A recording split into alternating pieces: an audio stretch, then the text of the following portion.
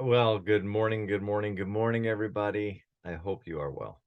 Welcome back to the Way of Mastery. And today we are looking at lesson number 21.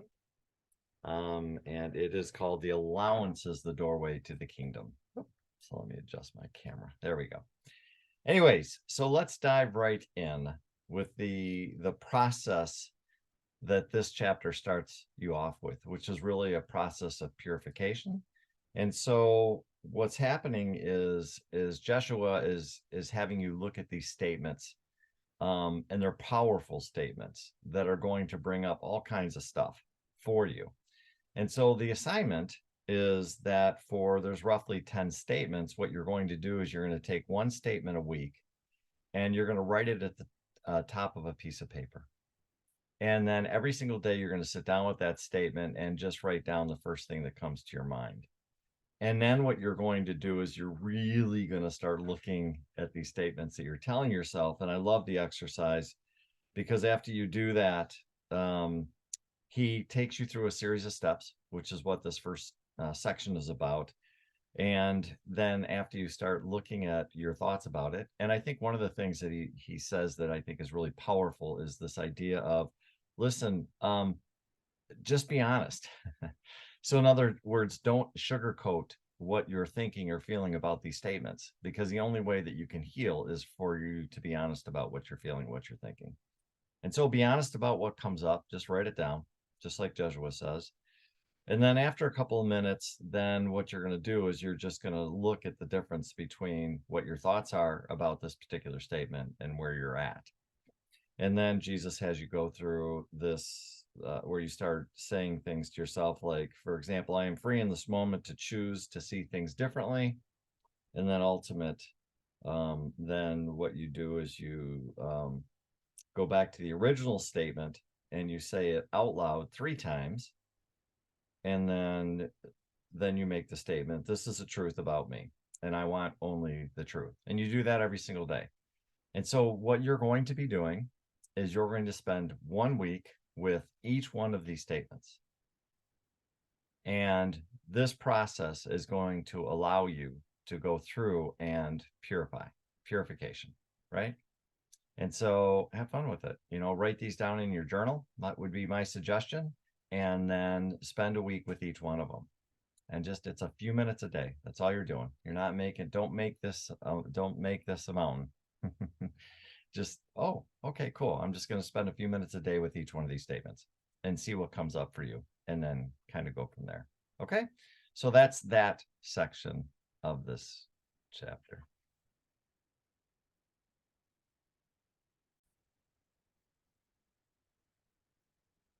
Allow all things. This section, whew, man, starts to get heated up, doesn't it? Oh, I love it.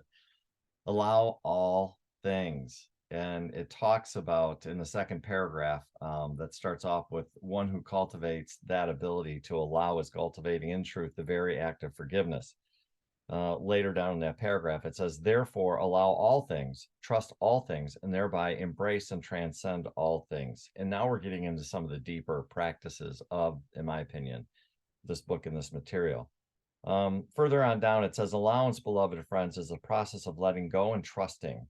It's a process of saying, I wonder what it would be like just to let things be as they are, to notice them and then let them pass by. To me, this is non-judgment, right? In other words, before you would see something and you would say, well, this is right or wrong, or this person is right or wrong, or this situation is right or wrong. And really what Joshua is suggesting is, could you possibly look at something and just make it neutral? Just go, oh, that is what it is, without jumping in and having to define it. In other words, just let it be what it is, right? And that's what this practice is really about. And the rest of the section just has I could highlight every single sentence in the section. I just think so much of it is beautiful, but I'm going to give you some of my shots at what it is. The paragraph that starts off with, the allowance then is the doorway through which Christ passes into complete remembrance of Christ. In other words, when you can look at something and not judge it, and you can just stay neutral, that's the doorway to the Christ. The next paragraph down, the power And that is what freedom is the power to create differently. And now the next paragraph, I'm just going to read the whole thing because it's just too good. Allowance can be thought of as a resistance being melted from the nervous system, which is just an aspect of the mind anyway.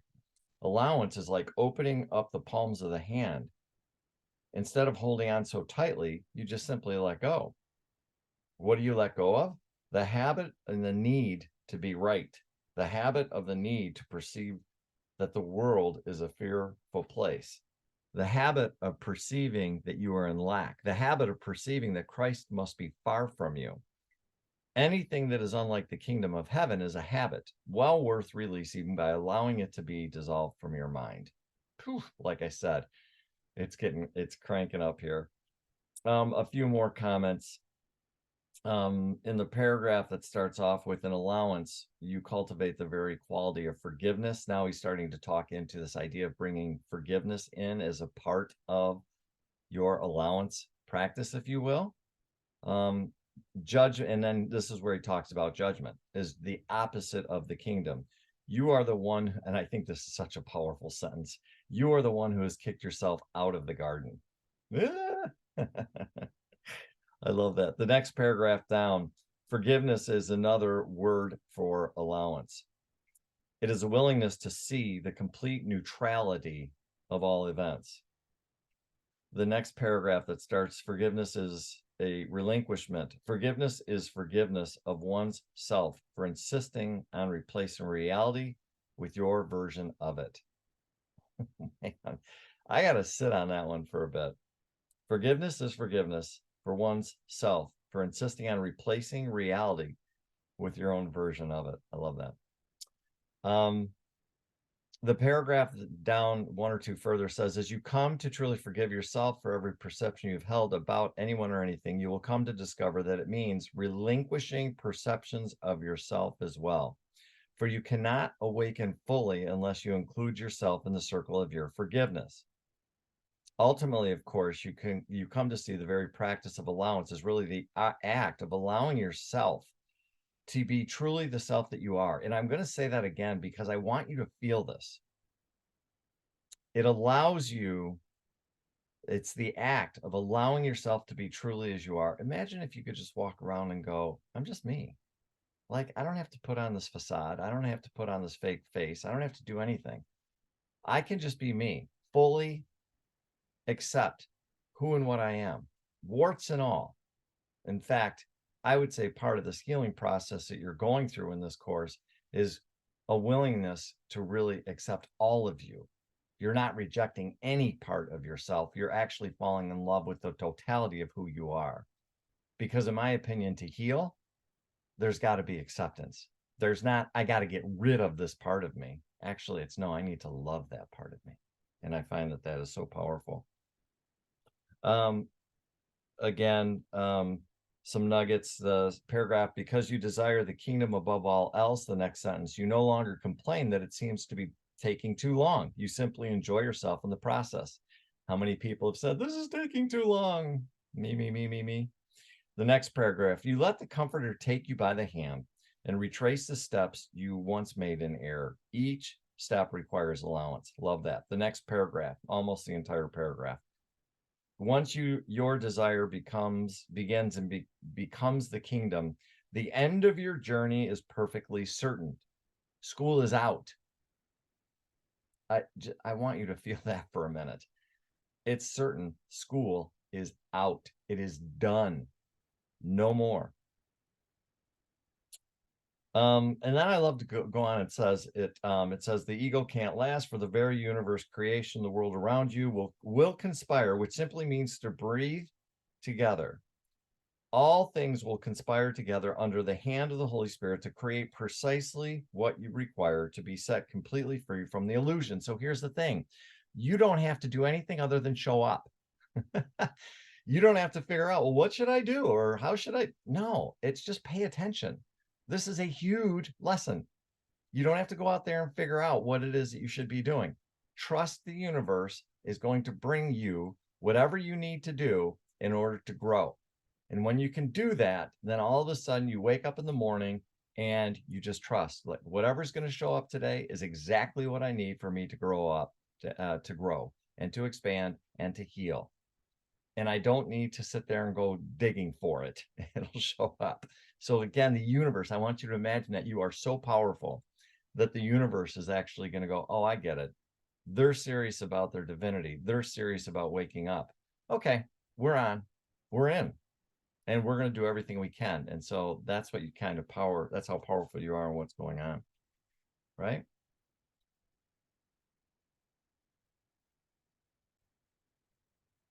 The next section, establish a relationship with the comforter. Well, here's what's so interesting about this. As I look back when I went through it the original time, I didn't have very many notes in this section. And I sat down and I go, how can you not have some notes in this section? And it's really simple. And that's because I've always had a relationship with God.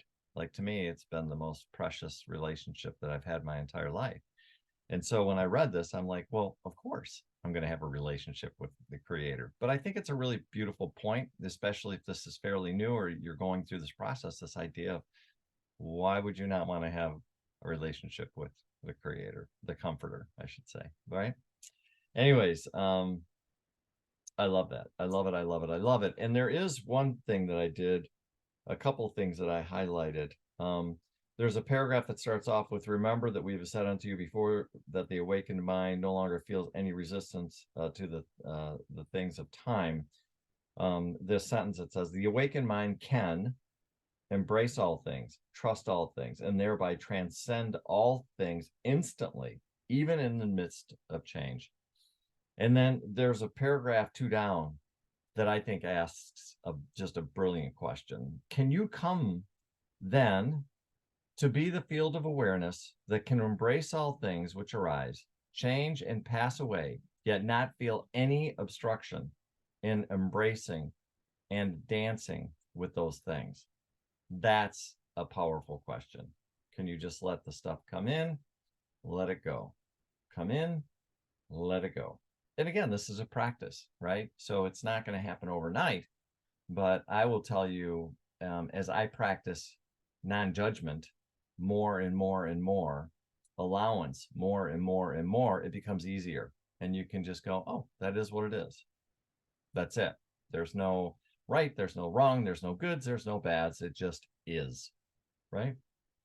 And that way I don't get tangled into it. I don't get sucked into trauma, drama, all these other things like that. And it's not that occasionally I don't, I do, I'm human, but it's less and less and less and less. That's what I can share with you. The next section is the final section of this chapter, and it's called Cultivating the Grace of Allowing, excuse me. Just a couple of thoughts in here. I allow this change to occur. So things that are coming up in your life that are changing, you can simply sit back.